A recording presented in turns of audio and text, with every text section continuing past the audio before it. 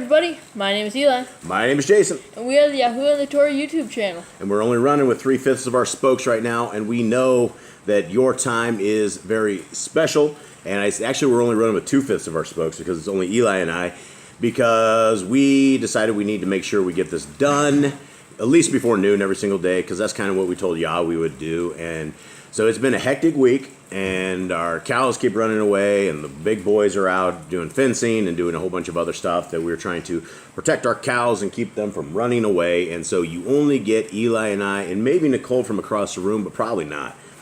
So, Eli, how you doing today? I'm doing good. What's your last 24 hours been like? Fencing, dealing with the cows. Come closer to the mic, son, so everyone can see you. I see you, and I hear you. Fencing, dealing with the cows. That's pretty much what we've been doing. It gets kind of stressful, doesn't it? Yeah, keep running away. Okay, so we are here because we absolutely, without a shadow of a doubt, love what? YHWH. And? Yeshua. And? His laws, statutes, and commands is what I was going for there, Eli. And I could tell you that without a shadow of a doubt that our lives are not the same as they were prior to when we started keeping the laws of Yah.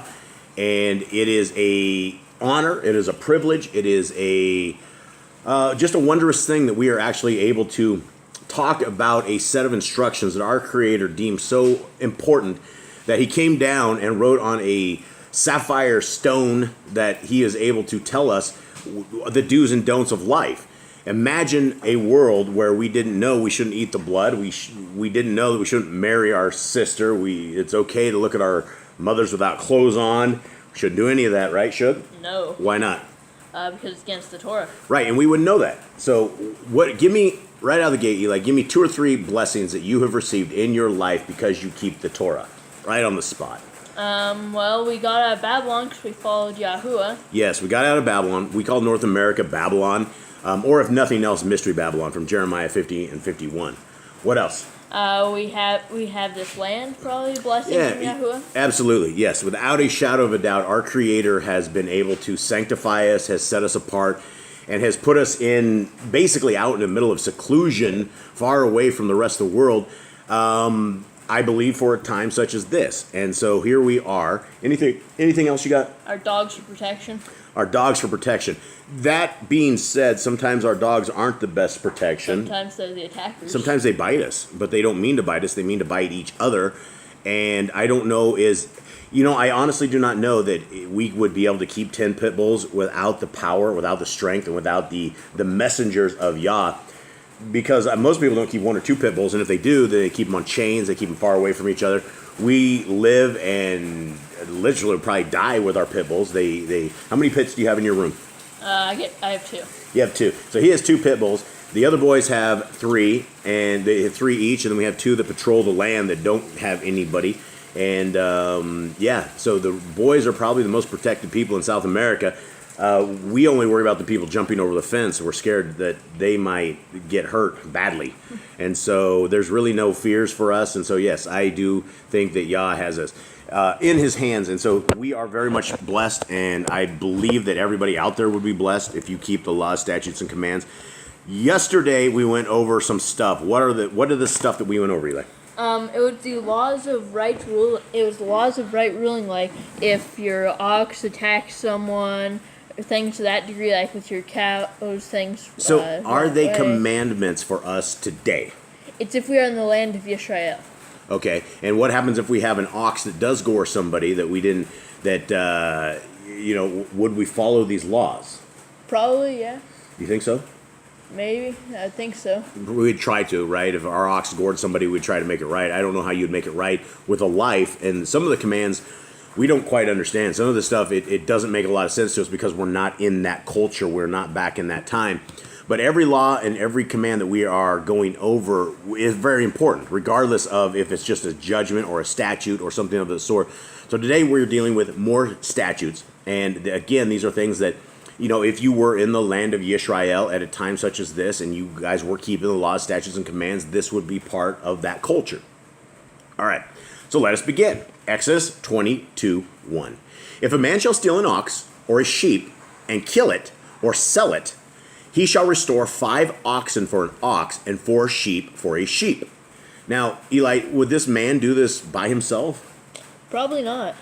So what happens if this guy doesn't have 4 or 5 oxen? He's stealing an ox because he's hungry. So a little bit later in this chapter, it actually tells you what happens. Okay. He has to sell himself. Oh, sell himself? So he becomes a slave. Yep. That's how we figured that happened. All right, 2. If a thief be found breaking up and be smitten, that he die, there shall no blood be shed for him. All right, what does that mean? If a thief be found breaking... So basically, if someone's breaking into your place and you kill them, you don't get punished for it. So there's no punishment. So you can kill a man that is breaking in your house. And I would say that it should be somebody dangerous. If you have like a little girl or something jumps over your fence, obviously she's there. That's no threat, no danger to you. So a lot of this stuff, we want to make sure that we have understanding of this. If the sun be risen up on him, there shall be blood shed for him, for he should make full restitution. If he have nothing, then he shall be sold for his theft. Okay, so what does that mean? We have 2 different kinds of judgments here. One is in darkness. And one's in light. Right, so if the light is there, and there shall be blood, he would make full restitution. If he have nothing, then he shall be sold for his theft. Just basically what you said. So There is a difference between nighttime crime and daytime crime, at least for the thief. If the theft be certainly found in his hand alive, whether it be ox or donkey or sheep, he shall restore it double. Okay? If a man shall cause a field or vineyard to be eaten, and shall put in his beast, and shall feed in another man's field of the best of his own field and of the best of his own vineyard, shall he make restitution. Okay, so what is that saying right there? So basically, if your animal, you let them into, if your animal goes into someone else's field and eats all their crops, you have to give them your crops, your finest crops. So we have had that happen to us, and we've also done that to others, unfortunately.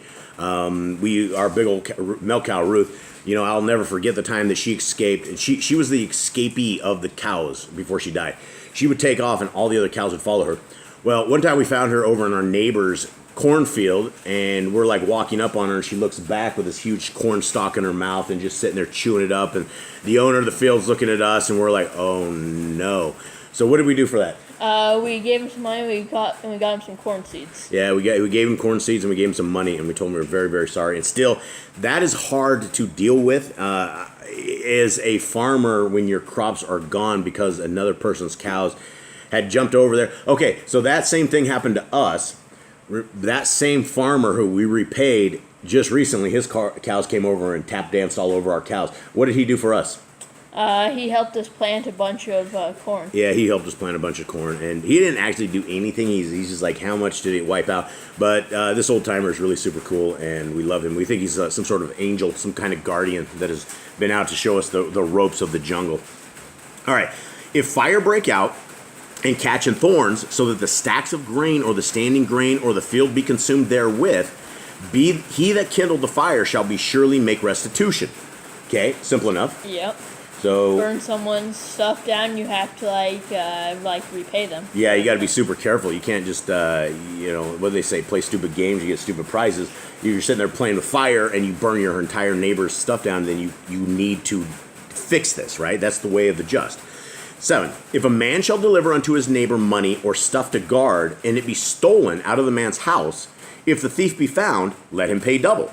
If the thief be not found, then the master of the house shall be brought unto the judges to see whether he have put his hand unto his neighbor's goods. Okay, so that's pretty self-explanatory, right, Eli? Yep. So if someone gives you something to hold on to while they're away, and it disappears when it's in their house, if you find the thief, then the thief has to repay it back. But if the thief is not found, then you have to go to the judge and see if his neighbor who was guarding it actually took it. Yeah, and these are really, really good things, because if you didn't have these kind of judgments, this stuff has probably happened. I'm sure somebody loaned somebody something and it didn't show back up. Then you got to figure out what to do. But we have the answer to that.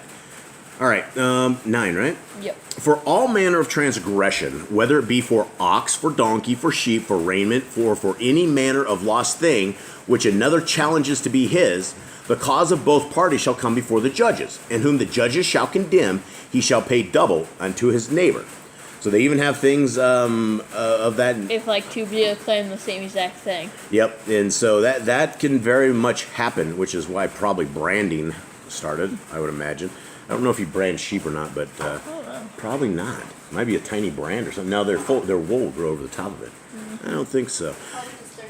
Maybe their ears. Nicole says maybe their ears. That's probably a good thing. Yeah, ear tags. But then they take the tags out, and that's my sheep. Replace them with their tags. Mm-hmm. Okay, 10. If a man deliver unto his neighbor a donkey or an ox or a sheep or any beast of guard, and it die or be hurt or driven away, no man seeing it, then shall an oath of YHWH be between them both, that he has not put his hand into his neighbor's goods, and the owner of it shall accept thereof, and he shall not make it good.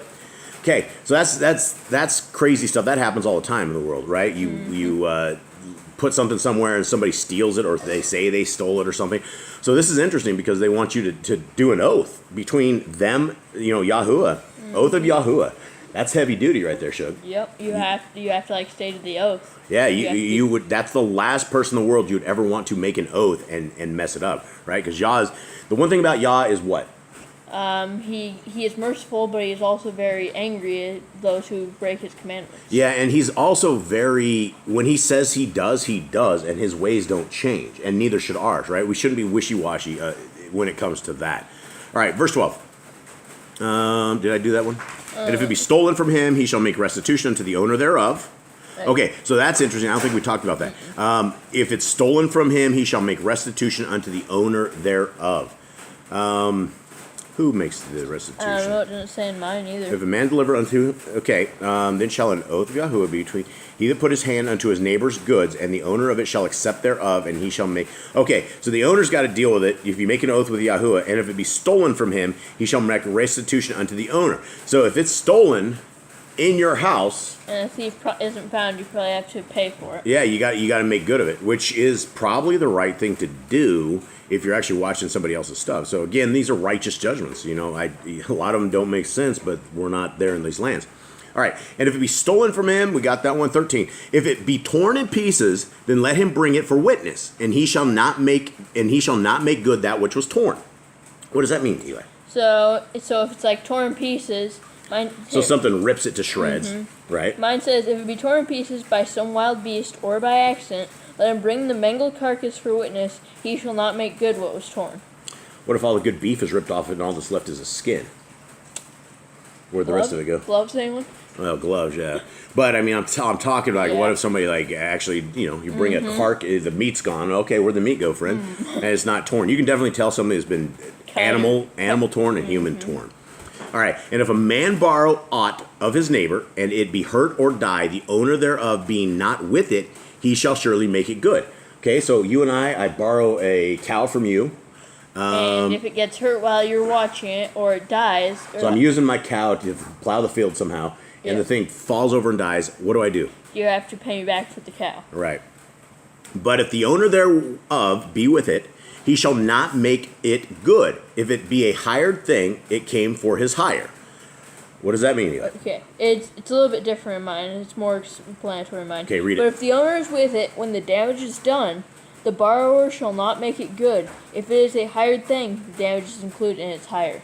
Okay, so basically, when it's hurt, if the owner's with it, he doesn't have any problem, I don't think. Yeah, so it's the responsibility is kind of on the owner. And if a man entice a maid that is not betrothed and lie with her, he shall surely endow her to be his woman. Okay, wow, what a world that would be, right? Yeah. So instead of all these babies out of wedlock, if we were actually in covenant, if you want to play the game, then you would become a husband, which is what you should be doing if you're out playing the game.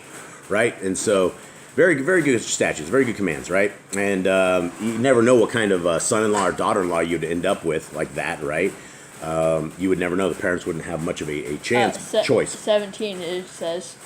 Okay, if her father utterly refused to give her unto him, he shall pay money according to the dowry of virgins. So then you have a defiled daughter that whoever goes into her again is an adulterer. Ah, man, lots of stuff to understand here. All right. 18. You shall not suffer a witch to live. All right, Eli, is there any...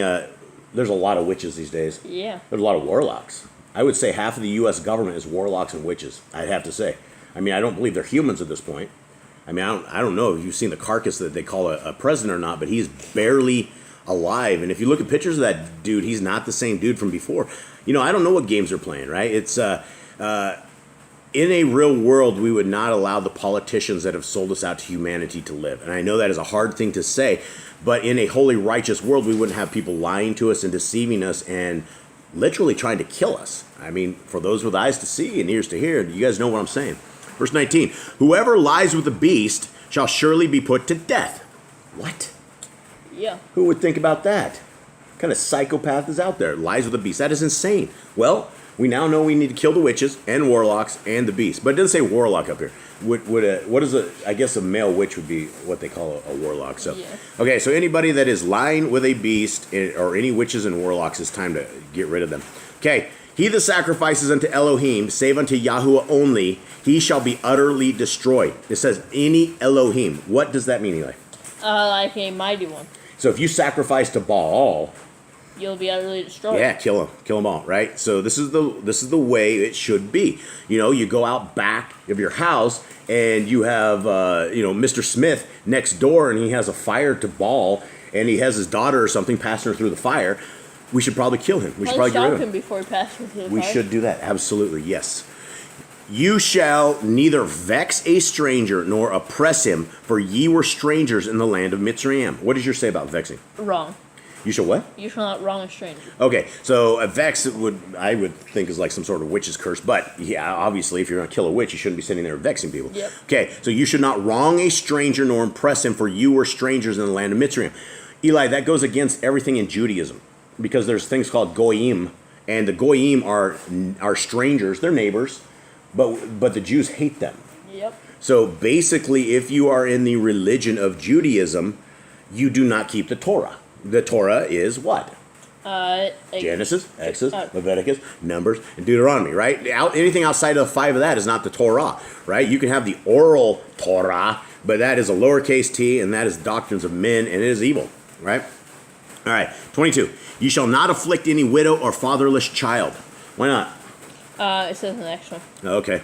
Thanks, Eli. If you afflict them in any wise and they cry at all unto me, I will surely hear their cry. Does Yahuwah hear our cries? Yeah. How do you know? He has said that he will hear their Talking cries. to the mic, son. He has said that he will hear their cries, so obviously he hears cries. Did he hear our cries the other day when our cows were gone? I believe so. What do you mean you believe so? They came back. Dude, we had 0 leads. We had 0 hits on our cows. We didn't know where they were. You guys walked for hours on end, and no cows were ever found. Nothing was ever happening. We started crying to Yah, and we're like, Yah, we realize this is a very small thing for you, but to us humans, this is everything.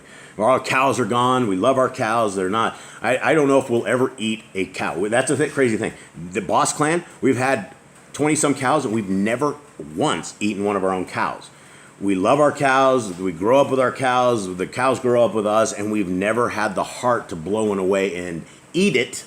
However, that being said, we had one that has fallen ill, and we had to kill it, which was a horrible thing, and we made it into dog food, which to this day, the dogs are eating. So praise Yah for all of his awesomeness and everything. So Eli, back to this. Did Yahuwah hear our cry? Yeah. Why? Because the cows came back to us. Exactly. Thank you very much. Thank you, Eli. All right. So if we oppress the widow and the fatherless child, and they cry to Yah about you, and my wrath shall wax hot. Oh, that's great, having the wrath of Yah wax hot against us. That's not a good thing. And I will kill you with the sword, and your women shall be widows, and your children fatherless. Wow. Okay, don't mess with the widows. Don't mess with the orphans. Don't mess with those who are broken. Right? I mean, these are people that the fatherless. They have obviously no father. The widows have no husband, and it's sad. So yeah, don't mess with the people that are already sad. 25. If you lend to any of my people that is poor by you, and you shall be to him as an usurer, neither shall you lay upon him usury. What does yours say? If you lend money to any of my people with you who is poor, you shall not be to him as a creditor, neither shall you require interest from him. Okay, so somebody comes to you and they ask you for a loan, Eli. Okay, here. How about this? How about I come to you right now? I need $100. Okay. Okay, will you give me $100? I loan you $100. Okay, you loan me $100, and I'm long gone. I don't charge any interest on you. Yeah, well, I never give you the money back. How do you deal with that? Good question. Good question. Okay, right. Some of these things we don't. I mean, they become a thief at a certain point. But I mean, this is the thing: is we are not supposed. What happens though if you see me and I'm really poor and you need your $100 back and I don't have this? What are you going to do? Probably help you out somehow. Well, what if I give you my raiment, my clothes? Well. What does the Torah say about that? Well, I would have to return it to you because that'd be your only clothes. Yeah, and that's what the Torah. That is. In the next couple verses. Is that in the next verses? Yeah. Oh, that's great. All right, I haven't read this. Eli read this before me. The next verse. Oh, well, there you go. If you at all take your neighbor's raiment to pledge, you shall deliver it unto him by the sun goes down. By that the sun goes down. Okay, so if I give you my clothes, if I give you all my clothes, okay, man, I can't pay you this $100. Here's my pants and my shirt. What are you gonna say? Just keep it, man. Keep it, bro. Don't give me your pants, man. Okay. I'm good. For brother. 27. For that, okay. Part 26. 26. If you at all take your neighbor's raiment to pledge, you shall deliver it unto him by that the sun goes down, for that is his only covering. That is his covering only. It is his raiment for his skin, wherein shall he sleep. And it shall come to pass when he cries unto me, for that I will hear, for I am gracious. So, guys, this is one of the things about the Torah, and this is the thing about Yah's will, and that Yah's caring for you, right? Listen, he says right here, he cares even about the clothes you have. If you don't have clothes and you cry out to Yah in the middle, that distresses Yah, right? That is why there's judgment such as this, that Yah will come and clothe you. He will feed you when you're broken, but we are not to oppress people like this. It's very important. All right, 28. You shall not revile the Elohim, nor curse the ruler of your people. Okay, what does that mean, Eli? So Elohim, that's lowercase Elohim, so that means a mighty one. You shall not revile the Elohim, nor curse the ruler of your people.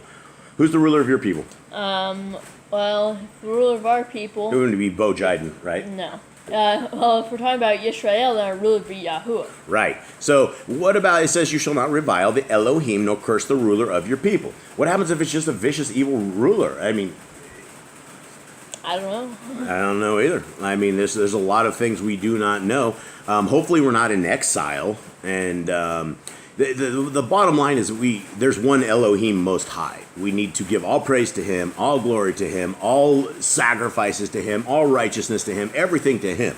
Right? That doesn't say we don't love Yahushua and give Him all glory and all love because of what He did for us.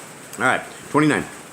You shall not delay to offer the first of your ripe fruits and of your liquors, the firstborn of your sons shall you give unto me. Are we pouring out booze or something? What are we doing here? What does it say in yours? You shall not delay to bring me from the fullness of your harvested grain and the outflow of your grape juice and olive oil. Give me the firstborn of your sons, or redeem them. Okay, so we're back to I believe it's what Levitical stuff is, which we will find out later about the firstborn and having that. But when you have the first of the land, when you first take your crops up, why is it important we give the first fruits to Yah? Because it's like a command. Not only is it a command, but when you have a field that gets... It's kind of like you're thanking Yahuwah for what He has given you. Like you're giving Him the first of your stuff. Yeah, and the first thing that you would want to do, like people would want to do in general, is take the first of the best of the stuff, and they would give it to themselves, and that's not what Yah says. He says, give it to me, for I am the one. Okay, 30. Likewise shall you do with your oxen and with your sheep. 7 days it shall be with your dam. On the 8th day you shall give it to me. What does that mean? What did you say on yours? Likewise shall you do with your oxen and your sheep. 7 days the firstborn beast shall be with its mother. On the 8th day you shall give it to me. Okay, there you go. That's for the firstborn. And ye shall be holy men unto me. Neither shall ye eat any flesh that is torn of beasts in the field. Ye shall cast it to the dogs. All right.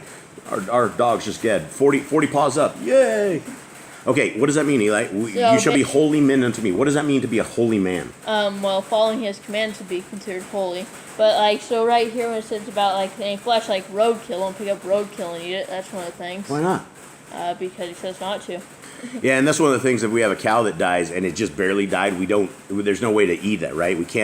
You'd have to put it into the cow's life for it to be acceptable as food unto us. And so, why wouldn't we eat roadkill? Because it's disgusting, probably.